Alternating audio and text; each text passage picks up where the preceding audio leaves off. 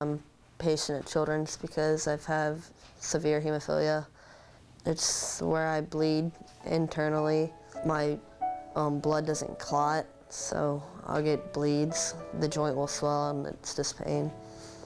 He's still all boy and wants to do everything. He's getting to the point where he knows what he can do, what he can't do.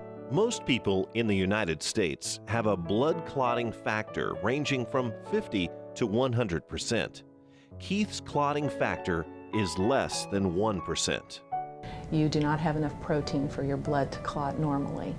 So he can wake up one morning and maybe have had a bleed in a knee or an arm, or his arm's swollen and he's bled in a joint.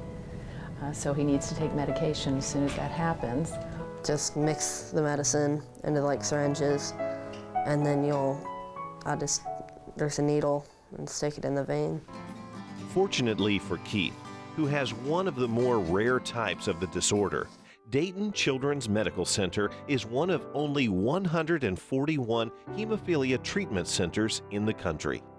This active 8th grader has even learned to give himself injections of his medication, and he's been doing it for years.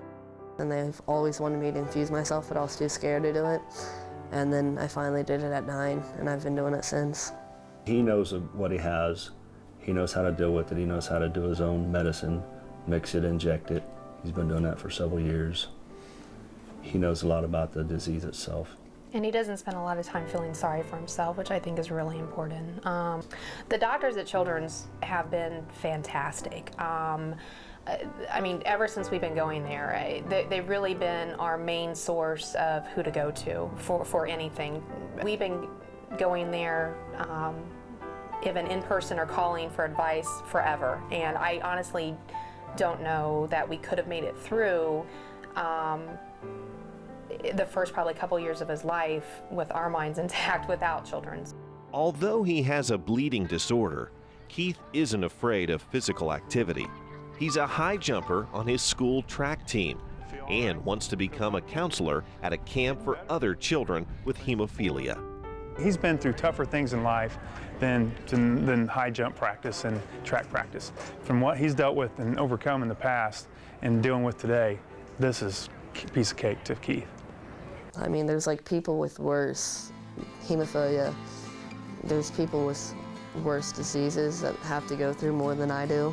And I can still play like basketball and run track and stuff like that when there's kids that can't do anything. So I'm actually like pretty lucky.